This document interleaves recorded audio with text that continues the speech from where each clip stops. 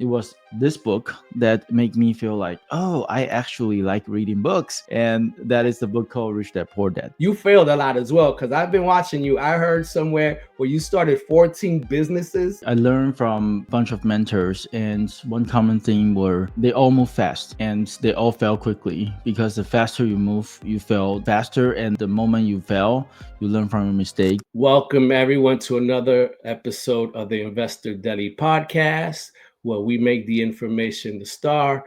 And today we have a wonderful guest to you from out of Boston, Massachusetts, Benjamin Huang. How are you, Benjamin?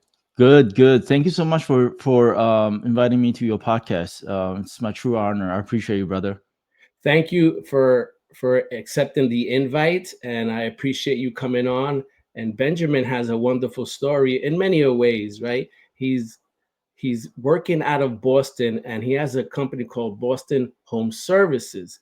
Can you describe, first of all, let me push back a little. Let me hold back. Can you describe to our audience some of your background, some of your history? How do you get to this place that you are today? Yeah, so I'm a professionally trained engineer and scientist. Since I was, a kid, I basically follow the traditional path of education.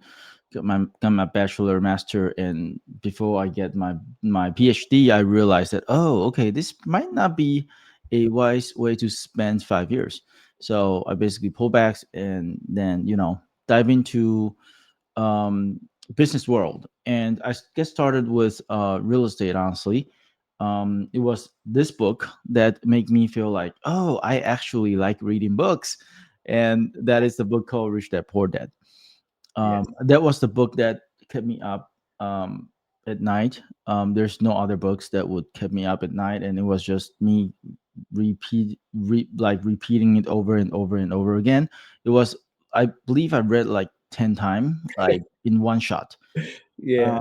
So it was like addictive, to me. And I quickly realized that there is a world that I have never ever been introduced. And honestly speaking, the first time I discovered that books, I was kind of upset. I was like, I've been through so much education. How come there's no person mentioned anything about the books? Like, what's wrong with people? And then I basically just dive deep into real estate, and then eventually I acquired my first real estate, and that piece of real estate set me financially free. That's awesome. Um, yeah. So fast forward, I've done smaller multifamily deals, and then I realized it's not a true way to build a good portfolio.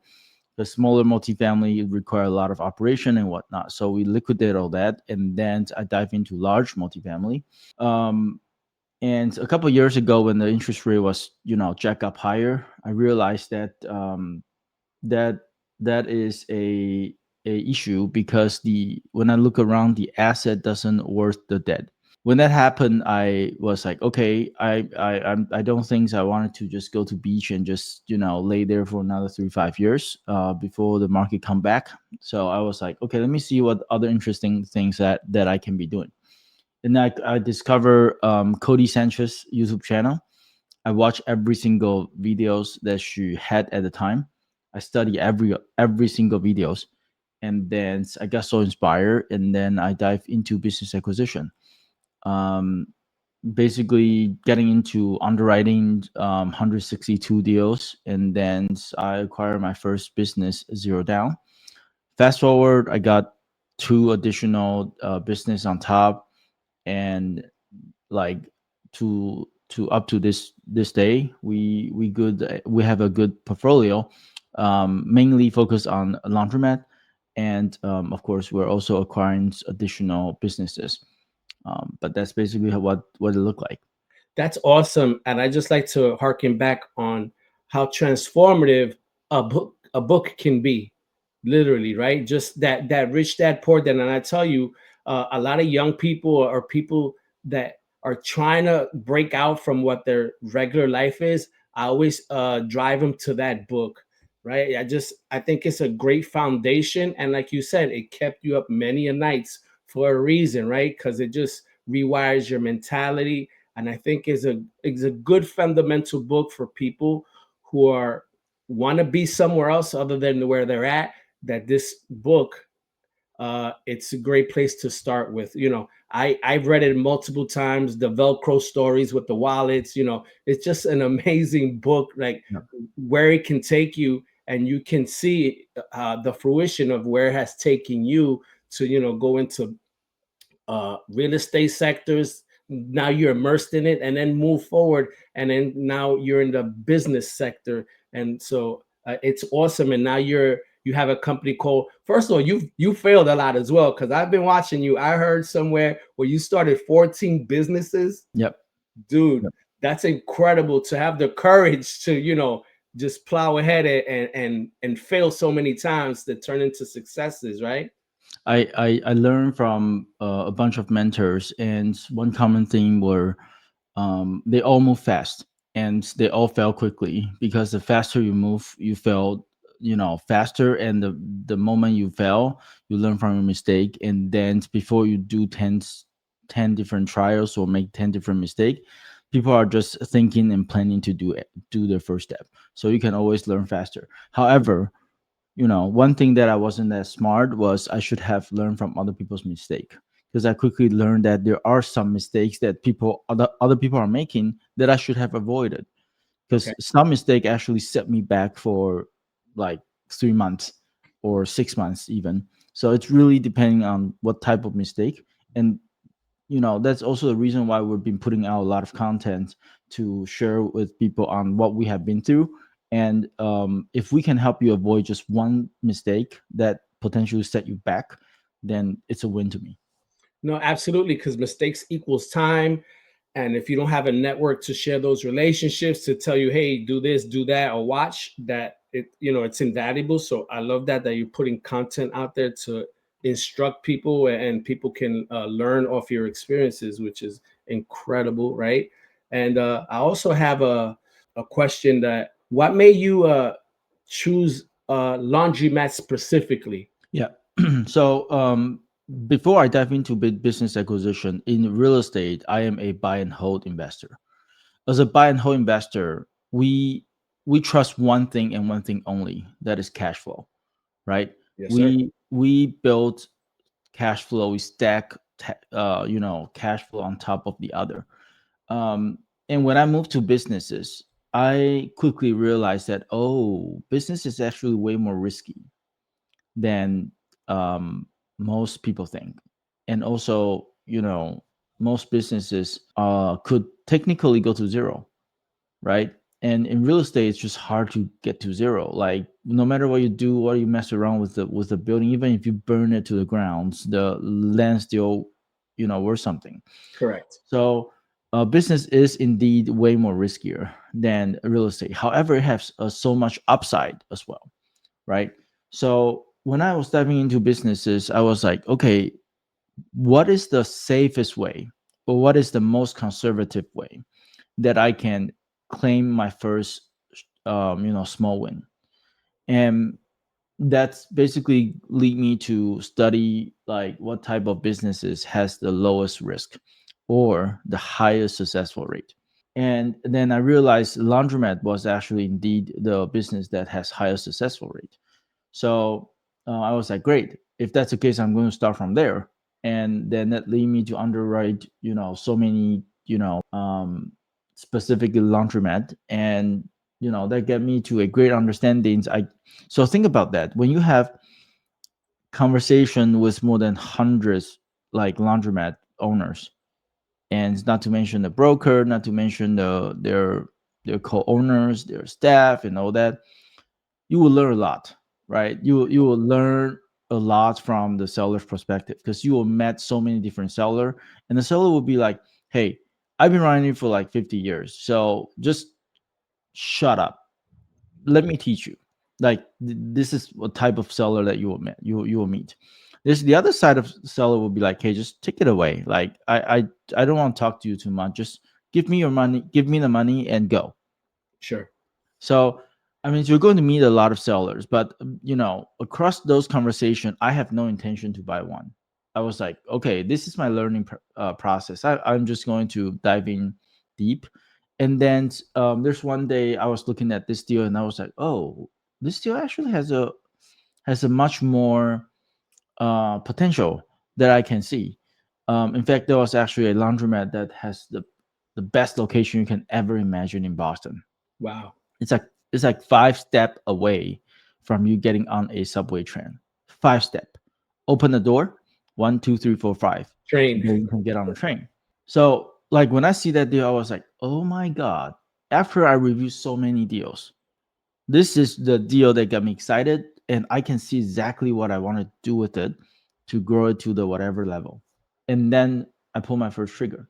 Wow. So it's awesome because with all those deals that you were reviewing, you actually were living in the space, right? You're acquiring a knowledge from someone, an owner, a broker that you didn't have before, right? Or Mhm. how do you do this? How these machines, or how old are they, or how much water is in gas, right? All this encompassing being in a business that you have to kind of immerse yourself and being. And did you ever where you when you were looking through laundromats, and laundromats are like a heavy cash business, if I'm correct, right? Mhm. Uh, did you ever sit in a because how do you trust the owners when a lot of these owners are mom and pops?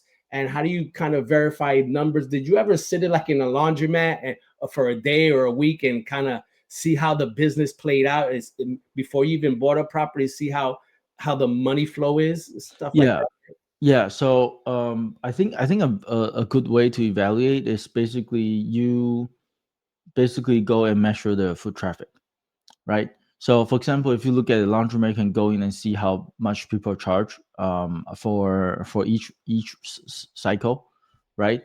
And for example, like this, say 50 pounder or 40 pounders, when people need to do a laundry, they will charge like $5, just for example. And then you can just sit in the car, and watch people walking, and you can briefly estimate, oh, this guy has like roughly like 60 pounds of clothes or 100 pounds of clothes, and like how many people actually walk in there every hours. You don't really need to sit there for like more than an hour, but if you sit there for an hours, you can quickly get an ideas on the foot traffic. And there's other tool that can help you figure out when to go measure. And that's a things that everybody has available, which is called Google Map. When you go to Google Map, it will tell you that specific business, when is the busiest time, when is the least business time, when is the least busiest time, right?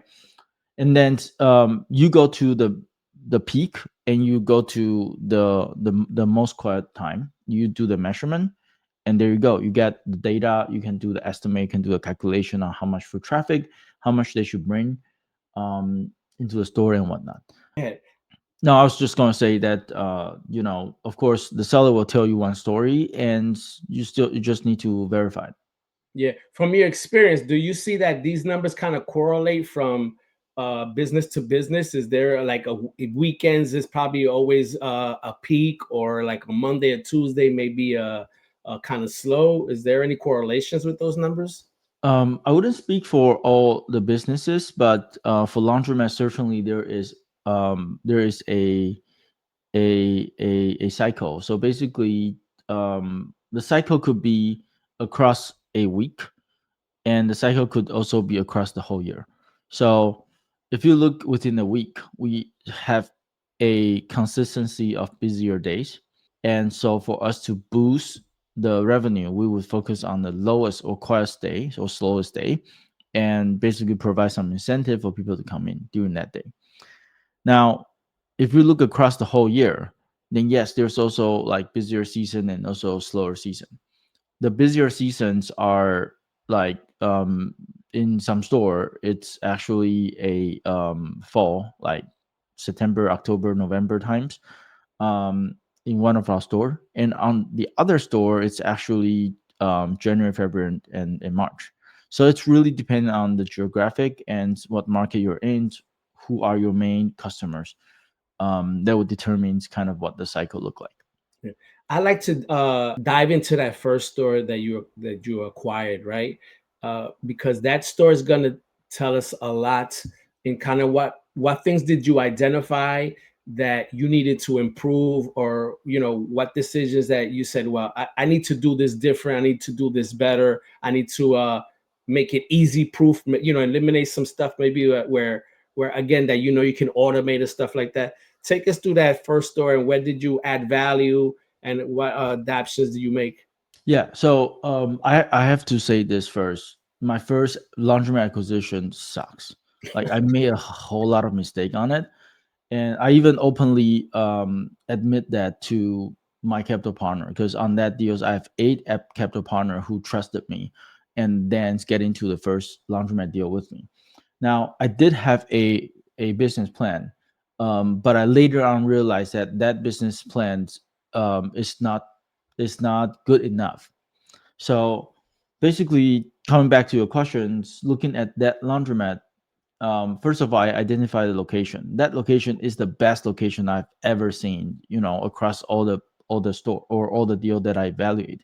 Yeah. Now, that is one thing that you cannot change, right? Location, and also laundromat is a heavy locations driven business. You do need the real estate and all that. So that's one thing that I love. And second thing that I love was basically the store has been there for many decades, and it went through like three, four different ownership, and they have always been there.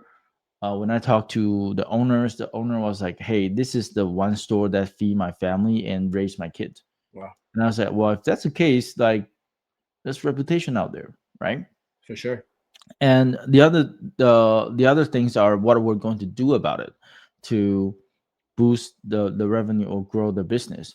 And this is basically what my initial plan was. So first of all, the business has not been actively advertised.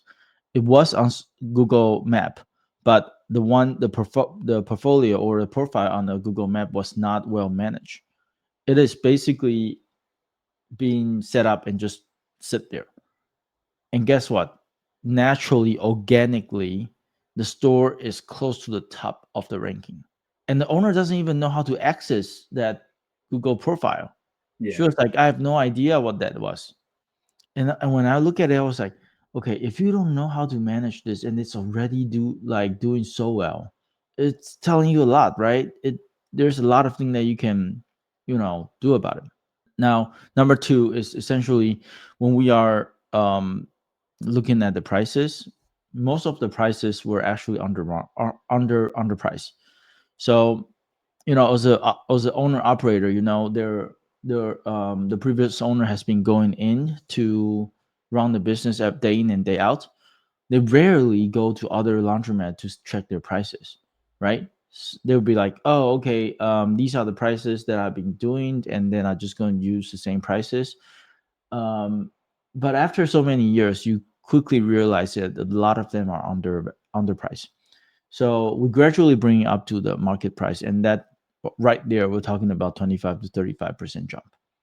So yeah, so basically across our whole business plans, we were envisioning to have about 55% of jump in Yeah. terms of revenue. But of course, we learned a lot of things that we didn't know. For example, the staff. For example, the potential capex or potential like repairs, maintenance, and rehab and all that. When I was getting into that deals, all I'm seeing is the acquisition cost, how much it would cost us to acquire, and then I leave no room for working capital. I leave no room for other things, payroll and all that. So before I know it, it basically we are relying heavily on the profit for the business to basically be renovate and improve. So which is not a good idea, and that was a mistake that I made. Yeah, I'm sure, because laundromats obviously their function is to service and people washing clothes, but these are machines that have motors, right? And Mhm. these machines, like a car, they take on wear and tear, right? And sometimes when you buy a car, you don't buy it thinking, oh man, the engine and the brakes is going to give out. You're just thinking, oh man, I have a cool car and I can get around, right? Yep. But you don't, right? But sometimes you don't think about that these are moving parts that they need to do a certain type of thing so they can function and they're combustible, whatever it is. And these things take on wear and tears. Can you share some of that insight as well, knowing that, wow, man, now I'm diving deep into the business and knowing how to service a business and make sure, because if these machines are not working, no bueno, no business, right? Yeah, so business is heavily reliant on machines. If you are focusing on the traditional way of running laundromat, right? And yes, you do need a machine to run to bring in money. However, we are diving into a business model that later on will be less dependent on the machine, No right? way. Yeah. So basically, it's it's it's about the like what business model that you want to adopt to the business you acquire, right? But for laundromat, yes, if you are just looking into buying your first laundromat, you need to be aware that as the machine approach like year 10, the machine is going to start going downhill, meaning the repair maintenance cost is going to creep up to a level that basically will eaten away your profit, somewhere between year 10 to year 20s, depends on how good the machine that you got and all that. Now, like when we are thinking about like how we're going to address this moving forward, most laundromat owner will be like, oh, okay, let me budget this money starting from year 5, right? And then every 5 year they will replace the machine and whatnot. Our approach is slightly different.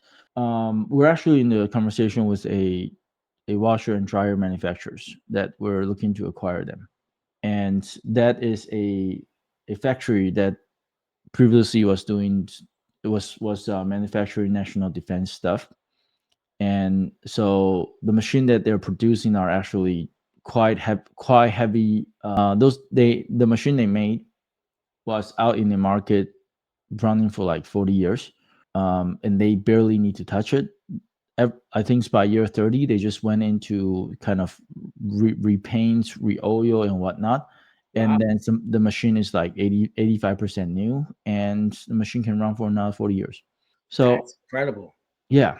So, like, we used to be making great machines, but because of all the crap that the world has went through, like, all the manufacturers are trying to cost down, cost down, cost down, and then now none of the machine are good, none.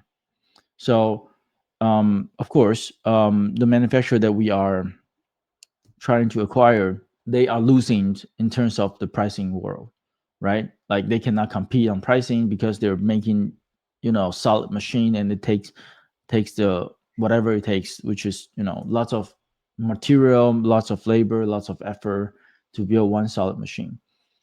But to the end of the day, if we as a laundromat operator, how do we envision the next decades or next generations of the laundry industry?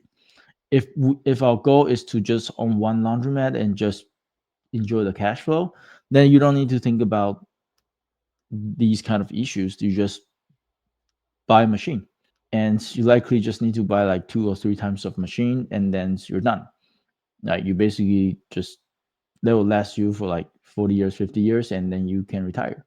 um, but we have a big goal and big dream or big mission in our mind. So this is why we're trying to put in the machine that is as solid as it can, and our goal is to become the nation's laundry room.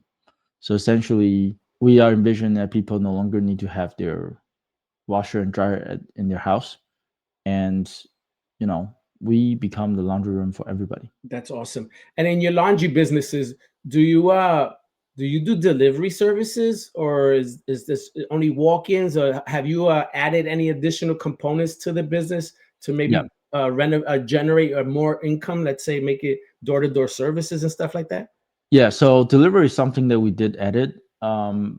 The When we acquired the business basically doesn't really do delivery, and we tried to kickstart or kick off the delivery system multiple times.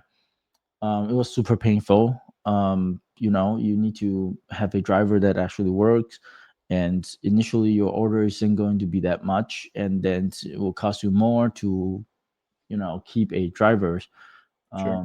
and all that. But yes, we have implemented a delivery system now. It's streamlined, and we actually are applying that across our stores. And how many stores do you guys have now? So at the moment we have two, and we are currently under agreement with another two. That's awesome. So then maybe a delivery service will work more the more volume you then would have, right? That let's say you have three, four stores under your belt, other than one where maybe a car is just sitting there with a driver, just twiddling his fingers and like, what do I do? Right? Yeah. Yeah. Interesting. I like that approach. I like where the business is going. Now, I like to get to where has the struggles been in the business, right? Where can people learn some lessons to say, hey, don't do these mistakes because I'm doing them myself. And you also mentioned that you're posting a lot on your social media platforms, educating people as well, because you've been in business for a while and you've gone through situations where, damn, I learned this lesson. It took me 3 6 months to learn, but maybe I can show someone how to avoid these pitfalls as well. Yeah. So just for the record, like we own laundromat, but we also acquire other businesses. We also own landscaping company, cleaning companies, and we're also acquiring other kind of businesses. But for whomever want to dive into business acquisitions, like I think the most important thing is to figure out what your unfair advantage is, right? Like, what is the unique things that you can bring to the table that only you get to transform the business? So, if you think about what you have been doing the past decades, 2 decades, or if you're a younger generation, like think about what you're good at. Like, what are the things that is your superpower that when you get to a position to use your superpower, you will be like, nobody's better than me, and use that to apply to the business you're trying to acquire. Even if you're talking about the same type of businesses, right? So, for example, if you are looking at a laundromat and your unfair advantage can actually apply to a laundromat that most other people cannot apply to to laundromat, then hey, guess what? You may be able to create a massive value, right? But at the same time, for a first-time business acquirer, I just want to give you people a heads up. Owning businesses or buying businesses is not passive. It's not something that you can buy it and let it sit like like a rental property. The moment you close on a business, you're talking about payroll, you're talking about insurance, you're talking about utility, and rent and whatnot. Of course, there are businesses that does not have all that overhead, right? But it has its own issue, right? I actually have a friend who came to me about half years ago, and he was like, "Hey, Benjamin, I just bought a software agency or marketing agency companies, and it was like $2 million purchase price, and I put half of it down, like 1 million. He basically raised money from his family, and the other half he put on credit card." And I was like, "Okay, well, I hope the business is doing tremendously." And he was like, "In fact, I'm coming to you because I'm not sure how the business can bring in revenue." And I was like, "What do you mean? Like you own a software agency company and you don't really know how it's bringing the revenue?" And he was like, "Well, I mean, it's on the financials, it basically just shows that it bringing like close to 5 millions a year, and it would net like 2 3 million." And I was like, "Great! I just need to own it for 1 year, and it's going to pay itself out." But after he owned it, he have no idea how it works. So this, I wanted to be the takeaway for the audience today. Is if you're listening in, only do the things that you understand how it work, especially your first one, right? Even Warren Buffett, he doesn't invest in something that he doesn't understand, right? So, and it doesn't mean that you need to know how to do it all, but at least you need to have a high level understanding on how the business actually bring in money, and you need to make sense of it, right? There's all kind of fancy businesses out there that can they can put give you a whole lot of potentials. But if you cannot understand it, or if you cannot wrap your mind around it, even if the numbers looks good, you will not know how to fix things when there's issue, right? And this is kind of the mistake that set my friends back for, I don't know, like maybe like 5 to 10 years, because he's on the brink of filing bankruptcy. Wow. So one mistake in business acquisition could tank you, right? And also the deal structure is the other topic. Like the way he structured the deals was terrible, right? There are a lot of things about deal structuring that I talk about a lot to really customize, based off of your based off of the business performance and the business type and all that, right? But to the end of the day, it's really important for you to understand what that look like, so later on you can figure out, oh, if I'm going to grow the business, what I'm going to do, and if I'm going to fix the problems, what are the, like, what's the root cause and how can I fix them, right? Because people who are buying businesses, they don't buy and hold it forever. They buy and grow it, right? We are in a generation that's no longer like the last generation. You run a business, then you can, sit back, collect money, and retire, right? Yeah, those generations have kind of come and gone. Now, like you said, this is not a passive endeavor. Strap up, roll up your sleeves and get the step in, because there's work to do. I love that approach and that pragmatic way of thinking. Like, leverage your skill sets and step into something that you kind of have an understanding of what you're doing. Well said, Benjamin. Now let's get into a segment I call the makings of a hero, where we kind of vision where we want our business to be and how we're going to get there. Can you give us some of your vision and where you want it to be? Yeah, so our ultimate goal is become the business that change how people use laundry in the next generation. And so think about how people are using laundry right now. People are either having washer and dryer in their home, Yeah, or they go to a laundromat to do their own laundry, or they basically use the delivery system to have people, do the laundry for them, right? That's the current way of doing laundries. Now, as we most of the real estate investor knows that the country is turning into a renter nation, correct. right? Like there's going to be more and more renter. It's going to be less and less homeowner, right? When that happen, the rich is going to get richer. The poor is going to get poor. All the time. When the rich get richer, do you think they're going to do their own underwear, like laundry? No. They're going to use some sort of service and just pay for people to do it, right? Sure. And the people who are on the other side, they're going to spend more time doing more jobs. They won't even have time to do their own laundry. And they may not even have space to have their own laundry. They may not even have their own machine. They may not be able to afford it. And I can easily imagine that the machine could potentially just cost like a medical bill later on for people to actually own one and maintain one. So later on, people are is going to live, in the smaller and smaller square footage, and they may not have their own laundry. They'll have to depend on something else. So essentially, we are positioning or transforming a new business model that basically become the laundry room for the nation. Essentially, we want to operate in a model like Costco. Like when you have a membership of Costco, you can go to any Costco store and you can go in and just do your laundry and use our stuff and whatnot. That is a very high level vision on what we're going to do, and there's more in details. But like in terms of the details, I will not spend times here. But ultimately, the goal is we see how the nation is going to turn into, and then we are positioning ourselves to capture the wave.